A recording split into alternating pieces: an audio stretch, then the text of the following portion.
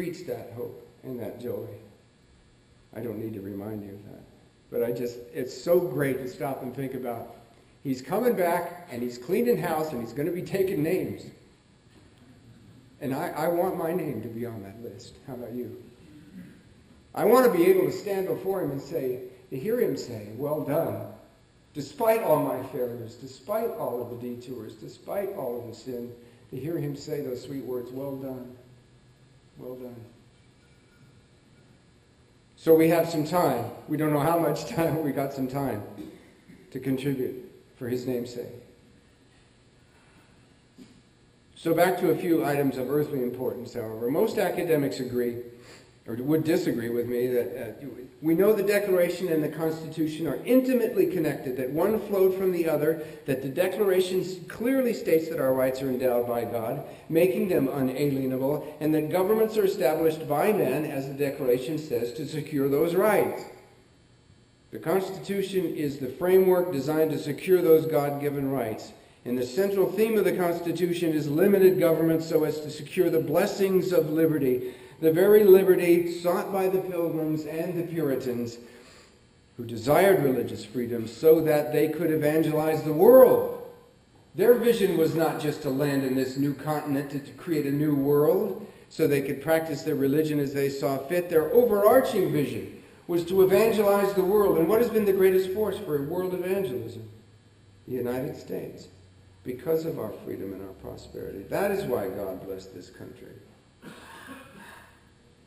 Mr. Reagan, like our founders, promoted our Judeo-Christian traditions, knowing those traditions were linked directly to the Declaration and the Constitution, all working together to establish and perpetuate liberty, the source of our strength and prosperity. And the key element is virtue. Individual virtue is required so that we protect one another's liberty, so that we're not self-focused but looking outward to protect one another. Otherwise, the only option to secure order in a culture and a society is the bayonet. The source of virtue, as we know, is Christ. Obviously, the entitlement mentality promoted by those in power today is not a virtuous attitude, and indeed it works against liberty. Without a virtuous and educated population, the Declaration and the Constitution are nothing but meaningless pieces of paper. This is precisely why every anti-American force on earth targets our faith. Allow me to share with you an associated quote to illustrate how far we have fallen as a culture. This comes from Frederick Douglass, the slave turned orator and advisor to President Lincoln, from a speech Douglass delivered in Ithaca, New York in 1852. Quote, "I have one great political idea, and that idea is an old one. It is widely and generally assented to. Nevertheless, it is very generally trampled upon and disregarded. The best expression of it I have found in the Bible. It is, in substance, righteousness exalteth a nation. Sin is a reproach to any people." Proverbs 14:34. "This constitutes my politics, the negative and positive of my politics, the whole of my politics. I feel it my duty to do all in my power to infuse this idea into the public mind, that it may speedily be recognized and practiced upon by our people." Mr. Douglass was heralded a patriot in his day. In our day, he would be ignored or eviscerated a far-right extremist, or worse, a Christian theocrat, or worse, a Tea Party member. The topic this morning is simply this: there is a war on Christianity because Christianity gave birth to American liberty as a means to evangelize the world, and the war on Christianity is purposefully designed by powers and forces intent on fundamentally transforming America away from liberty and economic freedom and towards a secular socialist state. There is a war on Christianity because the spirit-filled individual is the bulwark against tyranny. This is precisely why tyrants target us. If we would spread the gospel, we'd better engage the battle, or we will lose both our liberty and the war. We will never lose the spiritual battle because the King of Kings has already won that war. Yet there is a physical dimension to the war deserving our attention. Please allow me to take a little detour here to share something stunning with you. Have you ever heard of the Frankfurt Group, the Frankfurt School? Basically, it was a group of German Marxists in the early 20th century, a group modeled after the Marx-Engels Institute in Moscow. Both movements related to the Intercollegiate Socialist Society in America in the early part of the 20th century.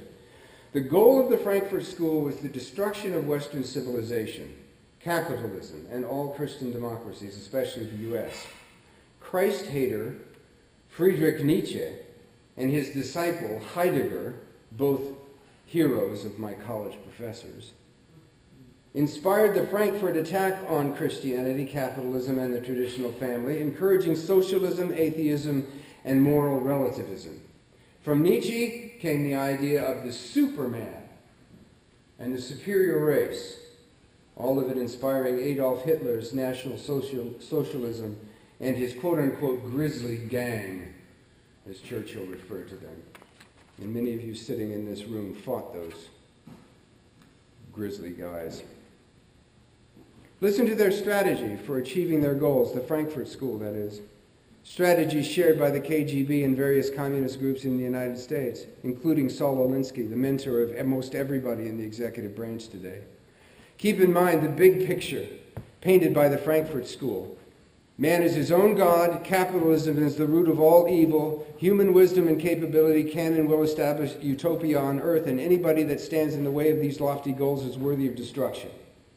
Hence, a century marked by world war and genocide.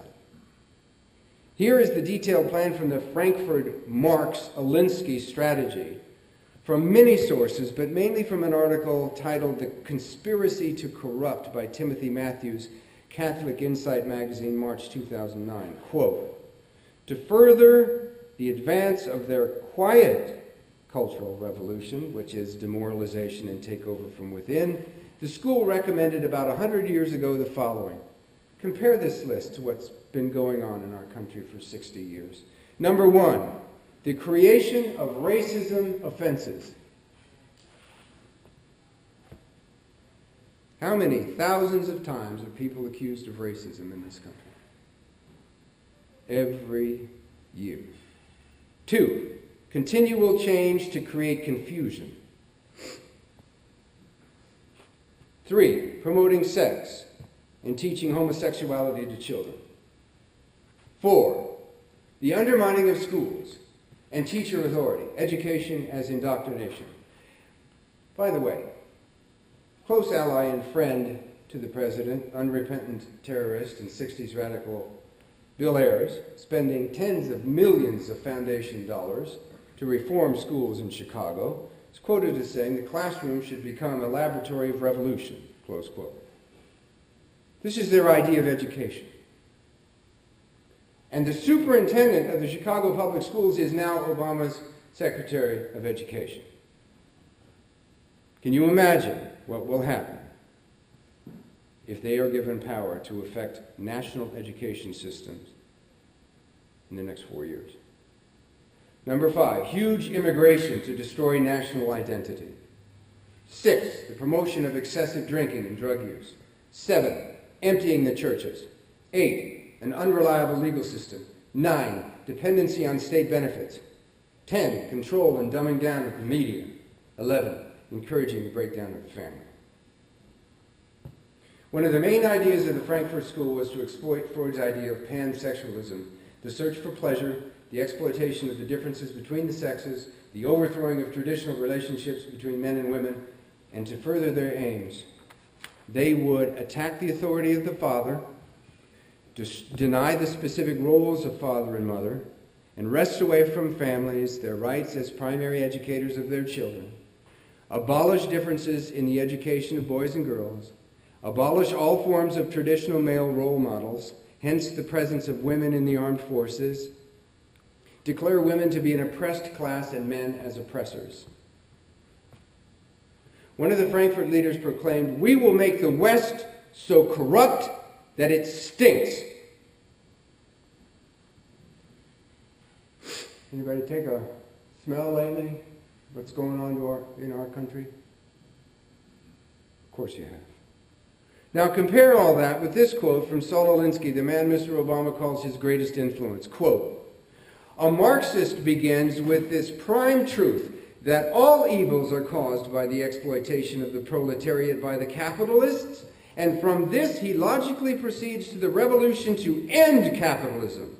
Then into the third stage of reorganization, into a new social order of the dictatorship of the proletariat, and finally the last stage, the political paradise of communism." Trouble is, we always get stuck in that dictatorship of the proletariat bit, and people start disappearing. Alinsky urged his followers to use any means necessary to win, including lies, ridicule, hitting below the belt, and infiltration. You will see a display of Saul Alinsky's influence on this president in the next debate. I met him one time, Saul Alinsky that is, while attending university. He came to our campus to speak. I never met a man so full of hate and resentment and bitterness and violence. Dark. Very serious, very effective, very dark. He proclaimed Christianity the enemy and went so far as to dedicate his book, Rules for Radicals, to Lucifer, saying he was, quote, the first radical who rebelled against the establishment and did so effectively that he at least won his own kingdom, close quote. How do we ignore these people? You know, Bibi Netanyahu said not long ago, the jihadists say they want to kill us. We believe them. We take them seriously based on the evidence and what they say flat out. This guy and all his pals want to destroy our country. I think it's about time we believe them. It's no great surprise, therefore, to learn that Alinsky was a disciple of the Frankfurt School, and keep in mind Alinsky is Obama's hero. For the record, it has been argued this president is the most biblically hostile in all of history.